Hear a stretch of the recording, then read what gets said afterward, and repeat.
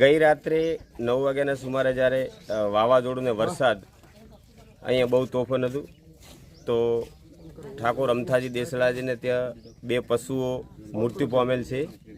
એમના ઝાડ નીચે પશુઓ ઊભા હતા, એક ગાય અને એક ભેંસ. તો આમ તો રાત્રે ને રાત્રે જાણ તલાટીશ્રીને જાણ કરી હતી અને ટીડીઓ સાહેબને પણ જાણ કરી હતી.